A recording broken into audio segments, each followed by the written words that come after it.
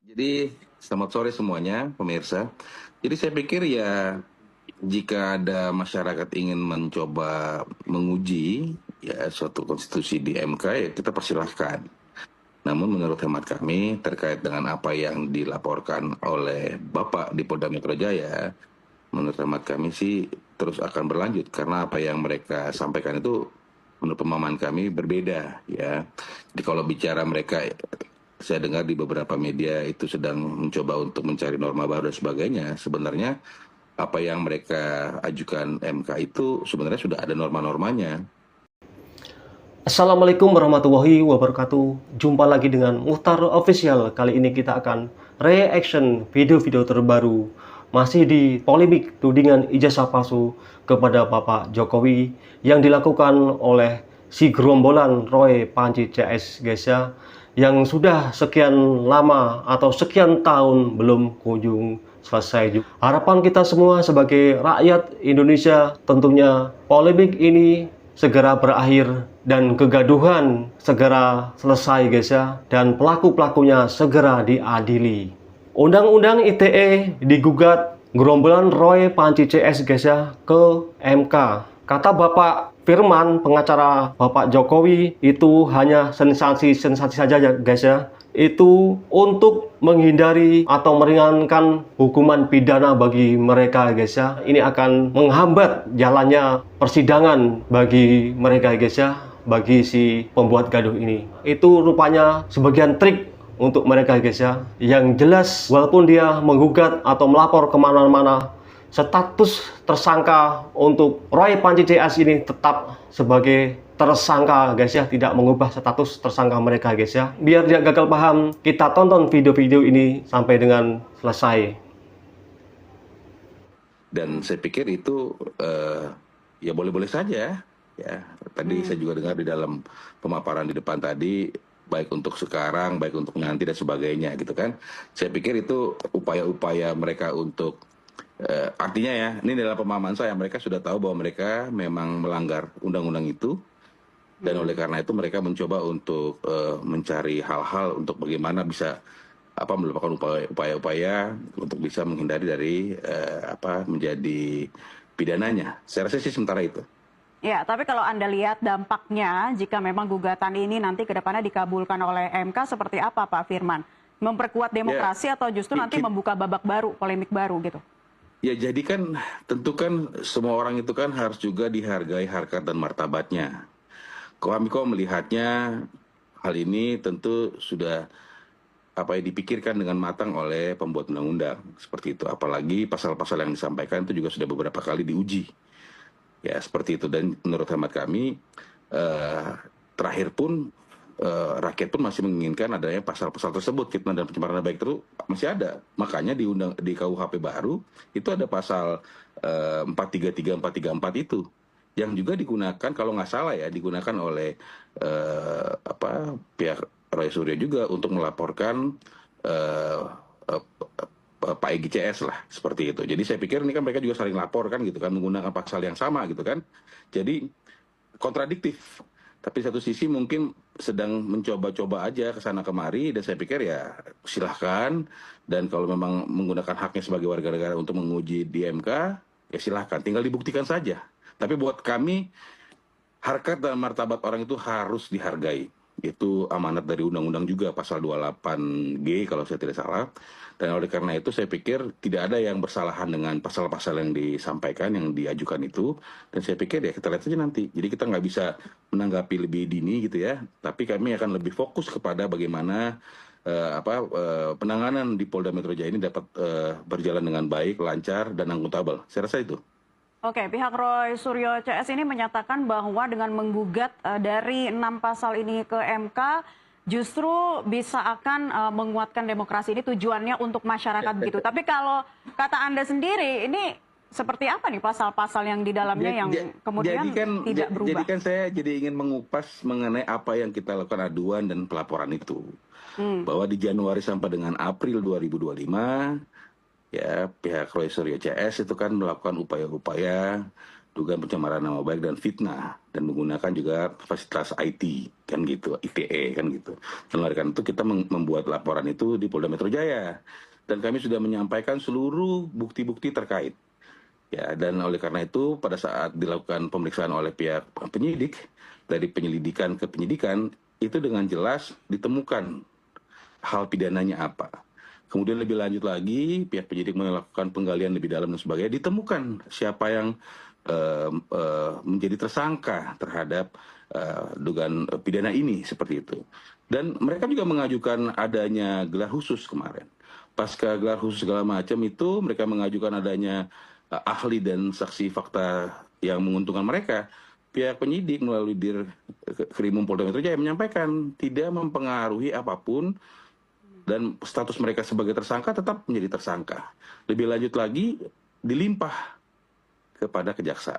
Hari ini jaksa sudah memberikan feedback, dan artinya apa? Artinya pihak jaksa mencermati semua hal ini, dan akan menurut hemat kali setelah nanti dilengkapi oleh pihak penyidik akan disidangkan. Jadi saya pikir kita akan fokus di situ aja. Apapun hal-hal yang dilakukan sama teman-teman Roy Suryo CS ini merupakan menurut saya sensasi-sensasi saja. Itu yang kita lihat. Betul sekali ya Pak ya. Dan menurut saya boleh-boleh saja kita tidak perlu menanggapi lebih lanjut, karena itu hak dari setiap warga negara untuk melakukan upaya-upaya di MK. Saya setuju. Bahkan dalam perspektif kami, yang harus minta maaf itu Pak Jokowi.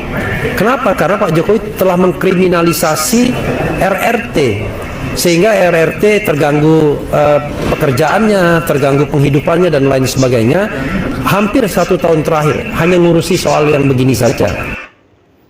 Refli Harun, Jokowi harus minta maaf. Memangnya si Refli ini siapa guys ya? Menyuruh Bapak Jokowi untuk minta maaf. Sedangkan Bapak Jokowi itu hanya sebagai korban fitnah oleh gerombolan mereka ini guys ya. Gerombolan si Panci CS ini guys. Yang jelas seharusnya yang minta maaf itu si Panci ini ya guys ya. Karena sudah menjatuhkan reputasi Bapak Jokowi dan menebar fitnah dan isu ijazah palsu Bapak Jokowi ya guys ya.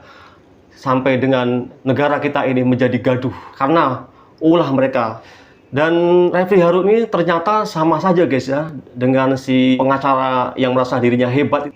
Refli ini mudah sekali memutarbalikkan fakta guys ya. Ini rupanya pengacara-pengacara ini sudah tertular penyakit tompel itu guys ya. Dia tidak bisa membedakan mana yang baik dan mana yang benar guys. Mungkin si Refli ini sudah menerima imbalan yang cukup besar guys ya dari si Panci ini guys ya. Makanya dia bela mati-matian, walaupun perbuatan si Roy Panci CS ini sudah nyata-nyata salah guys ya. Dan ini jawaban Bapak Jokowi guys ya. Yang membuat ijazah saja sudah menyampaikan asli masih tidak dipercaya gimana. Dan yang saya lihat ini memang ada agenda besar politik, ada operasi politik yang sehingga bisa sampai bertahun-tahun nggak rampung-rampung karena keinginan mereka untuk mendowngrade, menurunkan reputasi yang saya miliki meskipun saya nggak merasa punya reputasi apa-apa. Sepakat ya, kalau Bang Ani menjelaskan jangan dipotong, nanti Mas Roy menjelaskan juga jangan dipotong. Oke. Ada potong-potong. Sepakat ya, oke, Biar silakan. clear gitu loh. Biar clear, oke. Ya, jadi begini, Prof. Ya, itu ada 4, Prof. Gelombang yang ada tahun 85 untuk wisuda. Bulan Februari, bulan Mei, Agustus, dan November. Bulan Februari tidak ada angkatan Pak Jokowi. Ya, yang ada tanggal 7 Mei. Ada 3 orang, Pak Edi Iswayudi, ada Ibu almarhum Andini, ada Pak Hardianto. 3 orang 4,5 tahun lulus. Ya, itu sama dengan Pak Bambang tadi almarhum. Ya, saya juga punya scan ijazahnya diberikan beliau. Oke. Kemudian bulan Agustus ada 3 orang lagi. Ya, Pak Wiryono, ada Pak Sigit, ada satu lagi saya lupa. Yang terakhir, di bulan November ini ada 14 orang. Semuanya, termasuk Pak Jokowi, semuanya itu ada di Polda Metro Jaya. Ya, jadi kalau kita bicara meterai, itu kenyataannya begitu. Semuanya 14-nya itu sama meterainya 100. Setelah 1986 itu tidak ada meterai yang dipakai. Ya, jadi meterai itu ada 2. Bulan Februari, bulan Mei, meterainya warna merah tadi. ya. Kalau yang bulan Agustus dan bulan November meterannya warna hijau seperti ini, gitu loh. Ini kenyataannya yang ada. Dan itu di gelar perkara, itu kelihatan, dilihat, itu meterannya warna hijau. Jadi ibu mesti paham juga, tidak semuanya bahwa itu adalah meterannya merah. Ini adalah fakta yang ada, yang diterima oleh masing-masing penerima ijazah itu. Makzulkan Gibran 2026 lah. Ayo kita makzulkan resolusi. Rismon jual buku di jalan sambil teriak-teriak makzulkan Gibran guys ya. Ini jelas ya, motif mereka untuk menjelek-jelekan Bapak Jokowi tidak lain adalah pertama untuk membuat kegaduhan dan memakzulkan Mas Gibran guys ya. Ini sangat ngeri sekali ini perbuatan si Rismon ini ya. Anak haram konstitusi, produk nepotisme, ya kan Bu? Insya Allah kita percaya dengan maksulan Gibran, Jokowinya akan maksul hidupnya, pasti. Dia akan kemudian mengalami drop kehidupannya dan akan kemudian akan hancur semuanya. Setuju. Kalau yang Tribrata 1 atau Kapolri itu harusnya kalau melihat pembangkangannya, tadi yang disampaikan Pak Said Didu sudah betul. Ini jelas guys ya, gerombolan Roy Panci CS ini tujuannya bukan untuk penelitian ijazah palsu Bapak Jokowi guys ya. Yang jelas dia ada motif lain, yaitu untuk menghancurkan keluarga Bapak Jokowi. Tentunya untuk memasukkan Mas Gibran dari Wapres Bapak Prabowo guys ya. Ini perbuatan sangat keji sekali guys ya. Dia mengatasnamakan rakyat untuk membuat penelitian katanya. Padahal dia untuk kepentingan pribadi, mungkin di belakang mereka ada satu golongan yang menyuruh mereka guys ya. Dan membiayai mereka guys ya. Jelas itu guys ya. Tidak mungkin mereka ini, bukan kita menghina guys ya. Ini fakta. Mereka ini adalah seorang pengangguran, tidak ada kerjaan guys. Selama bertahun-tahun dari mana mereka memenuhi kebutuhan hidup sehari-hari guys ya, kalau tidak ada sokongan atau aliran dana dari pihak-pihak tertentu guys. Ini bukan nuduh, ini fakta adanya guys ya. Dan si Roy Panci ini adalah seorang yang bermulut tajam dan pengadu domba guys ya. Bisa dikatakan sengkuni guys ya, karena perbuatan yang dikeluarkan dari ucapan si Panci ini tidak ada yang baiknya guys ya. Semuanya serba fitnah dan mengadu domba guys ya. Harusnya kalau sudah 3 kali melakukan pembangkangan, yaitu harusnya sudah dicopot harusnya.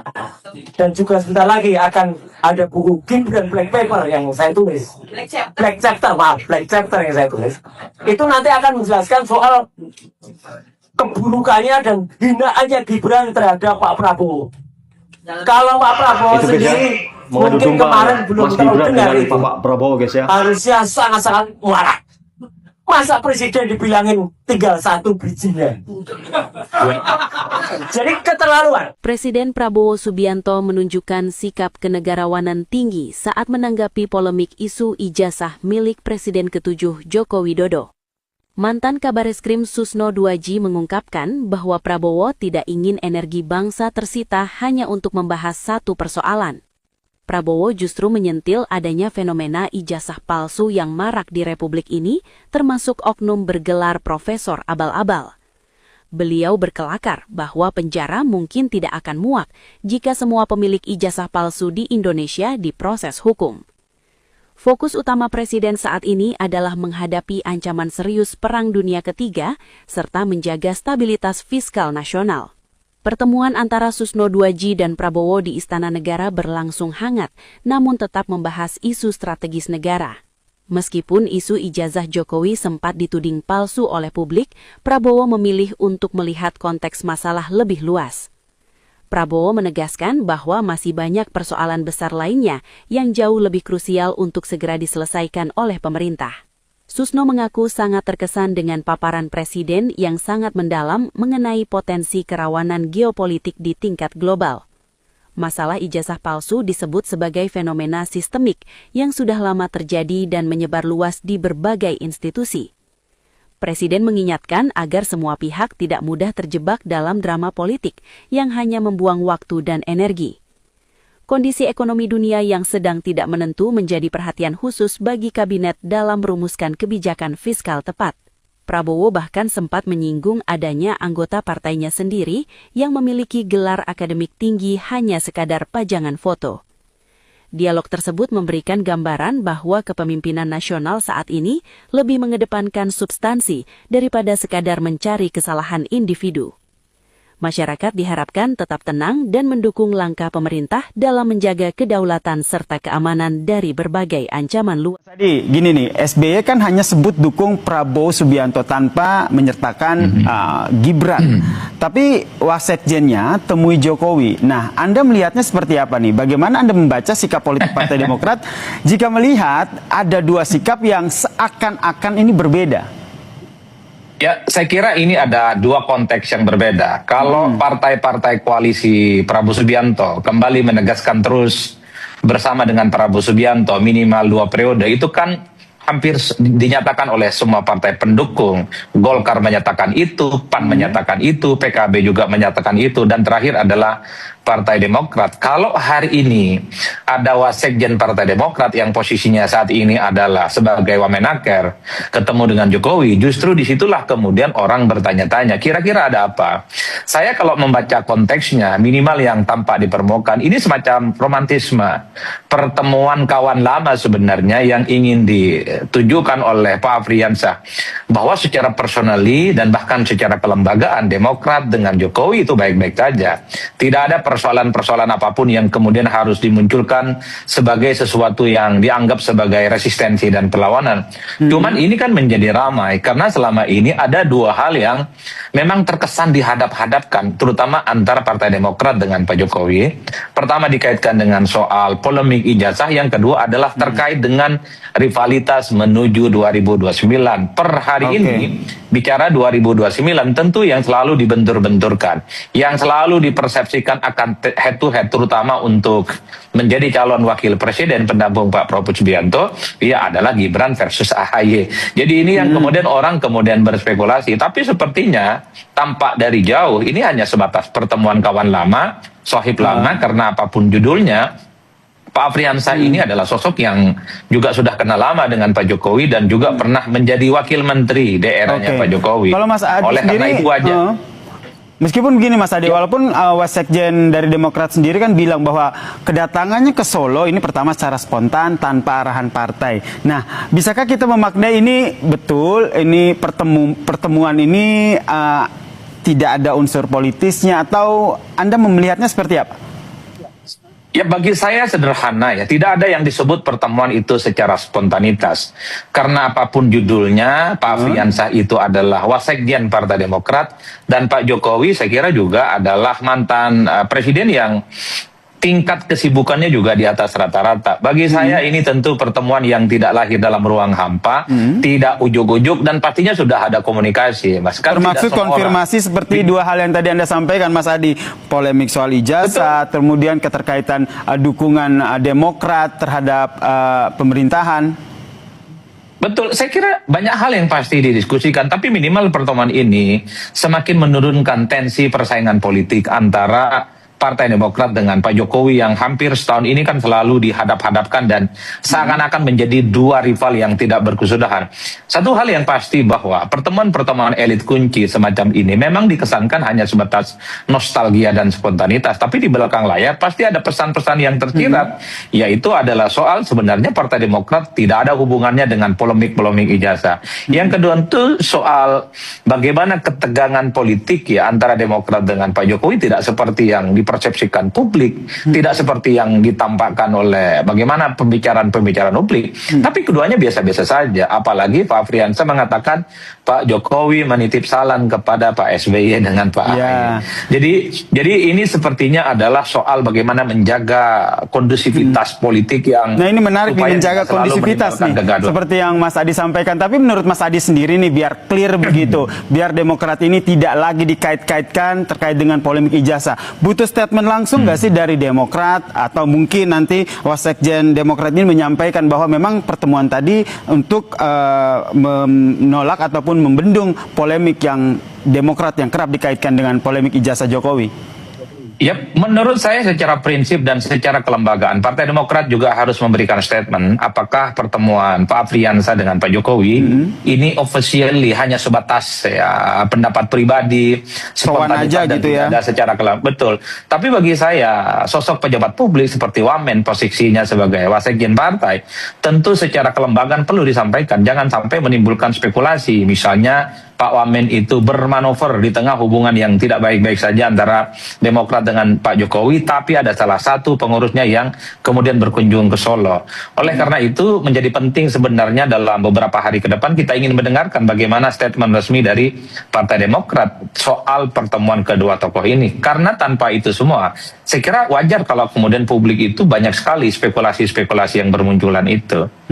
Saya kembali ke tadi yang kita dengarkan terbaiknya terkait dengan bagaimana Demokrat dan juga isu reshuffle ini. Kalau kita dengarkan apa yang disampaikan oleh Presiden ke-6 SBY, hanya menyampaikan mendukung pemerintahan Presiden Prabowo Subianto saja tanpa membawa Wakil Presiden Gibran. Apakah ini terlalu, apa bahasanya, terlalu lebaikah kalau seandainya kita kaitkan dengan wah ini jangan-jangan hanya mendukung satu pihak, atau bagaimana Anda membacanya? Ya, kalau bicara tentang Prabowo 2 periode, saya kira semua partai politik koalisi sudah menyatakan tegak lurus ya. Tapi ketika bicara tentang soal calon wakil presidennya di 2029, saya termasuk yang meyakini setiap partai politik itu punya intensi dan punya jagoan masing-masing. Tentu Partai Demokrat itu punya kepentingan supaya Pak AHY bisa maju di 2029, minimal sebagai calon wakil pendampingnya Pak Prabowo Subianto. Beberapa waktu yang lalu, kita pun juga mendengarkan bagaimana PAN menyorongkan nama Pak Zulhas untuk bisa berdampingan dengan Pak Prabowo Subianto. Bahkan ketika PKB berkunjung ke istana menghadap Prabowo Subianto dengan seluruh pengurusnya di seluruh Indonesia, juga publik membaca itu ada semacam kode keras. Bukan tidak mungkin Caimin juga punya intensi bisa menjadi pendampingnya Pak Prabowo, dan seterusnya dan seterusnya. Bagi saya sebenarnya satu hal, dukungan politik kepada Prabowo 2 periode itu sudah selesai. Yang menjadi ramai itu adalah soal siapa wakilnya yang kemudian akan bermain nantinya. Mas Adi, saya tahan dulu karena sudah bergabung bersama kami melalui sambungan telepon ini, bergabung bersama kita Mas Adi, Wasekjen Demokrat, Pak Arfiansyah Nur. Selamat sore. Selamat sore, Pak Sasir. Pak Arfiansyah, ini yang kita diskusikan dengan Mas Adi Prayito di studio. Ini SBY dukung Prabowo, tapi Anda malah sowan ke Jokowi begitu. Ini ketemunya untuk apa nih? Boleh dijelaskan? Agendanya apa? Gimana diulangin Mas? Terputus-putus Mas. Sowan ke Solo ketemu Joko Widodo. Ini agendanya apa? Jadi gini, saya secara pribadi mampir ke Solo karena mau pulang ke Jakarta dari kami lakukan diskusi dengan The Yudhoyono Institute di Pacitan. Nah, tentunya sebagai yang pernah menjadi anak buah Pak Jokowi di periode 2022-2024, saya kebetulan sampai di Solo, saya teleponlah ajudan Pak Sarif untuk menghubungi agar bisa saya bersilaturahmi dengan Pak Jokowi sebagai mantan atasan saya, ya kan? Nah, dulu juga Pak Jokowi pernah menikahkan putra-putri saya menjadi saksi menikah. Nah, tentunya hubungan emosional pribadi ini kan saya terus bangun silaturahminya, Mas Nasir. Pak Friansyah, ini sowannya sudah sepengetahuan atau atas izin Pak SBY tidak? Karena sebelumnya kan ketemu tuh sama Pak SBY. Oh tidak, saya tidak minta waktu atau lapor sama Pak SBY karena memang spontan saya menghubungi Pak Sarif itu ketika saya sampai di Solo. Nah, saya habis berkunjung ke salah satu SPPG yang ada di Kota Solo bersama Wali Kota Solo, begitu. Oke, berarti spontan ya, tanpa pengetahuan dari... Spontan. Oke, tanpa pengetahuan Pak SBY. Pembahasannya apa nih, Pak Friansyah? Boleh diinformasikan kepada kami pembahasannya apa dan berapa lama ini berdiskusi dengan Joko Widodo? Ya, pembahasannya soal urusan pribadi, soal ya silaturahmi lama nggak jumpa, bertanya bagaimana kesehatan Pak Jokowi, beliau juga sebaliknya bertanya begitu. Kemudian kita ngobrol panjang lebar soal ya yang sudah kemarin, yang artinya saya tentunya kembali lagi ke Wakil Menteri Ketenagakerjaan di Kabinet Pak Prabowo yang sebelumnya juga saya menjadi Wakil Kepala Badan Halal, ya kan? Nah tentunya ini ngobrol-ngobrol biasa. Ngobrol-ngobrol biasa begitu ya. Tapi kalau sebelumnya kan Pak SBY sendiri kan secara lantang begitu menyatakan mendukung Prabowo Subianto begitu, tapi tidak membawa nama Gibran di situ. Jadi soal partai, saya juga tidak terlalu mau mencampuri ya, karena memang saya bukan kapasitas sebagai orang yang mengambil keputusan. Meskipun Anda Wasekjen Demokrat ya? Ada sekjen. Ya, walaupun saya wakil sekjen yang saat ini diberi amanah oleh Pak AHY, ya kan? Oke. Nah, dalam hal ini memang saya tidak masuk kepada urusan-urusan soal politik. Ya kan, tapi ketika di luar wartawan bertanya, ya saya jawab seperti yang saya sampaikan di Kompas itu. Mas Nasir. Oke, jadi Pak SBY sendiri mendukung Prabowo saja atau mendukung satu paket nih, Prabowo dan juga Gibran? Pengen dengar dari Wasekjen Demokrat nih. Kalau saya sementara ini berasumsi kami di kabinetnya Pak Prabowo Gibran ini melaksanakan tugas yang diberikan Pak Prabowo terhadap kami yang ada 6 orang dari wakil menteri dan 4 orang, satunya Menko, 3-nya menteri. Kami menjalankan tugas agar selesai semua tugas-tugas ini sampai dengan periode 2029. Jadi tidak ada bicara apa-apa. Begitu. Oke, baik. Terima kasih Afdan Sanur, Wasekjen Partai Demokrat, dan juga Mas Adi. Demikian lagi saya setelah diambil kesimpulan bahwa gerombolan Roy Panci CS ini tujuannya bukan untuk meneliti ijazah Bapak Jokowi guys ya. Ada motif lain yaitu untuk menghancurkan keluarga Bapak Joko Widodo guys ya. Ini semua sama saja dengan suatu kejahatan guys ya. Dan Pak SBY mendukung full Presiden Prabowo Subianto untuk maju di Pilpres 2029 guys ya. Tapi tidak mendukung Mas Gibran karena Pak SBY tidak menyebut nama Gibran guys ya. Ini ada apa guys ya, gerangan? Mungkin rekan-rekan sekalian bisa menjawabnya guys ya. Terima kasih telah menonton video-video ini. Semoga kita semua diberi kesehatan, keberkahan, dan dimudahkan di segala urusan. Tentunya dimudahkan rizkinya guys ya. Salam waras. Wassalamualaikum warahmatullahi wabarakatuh.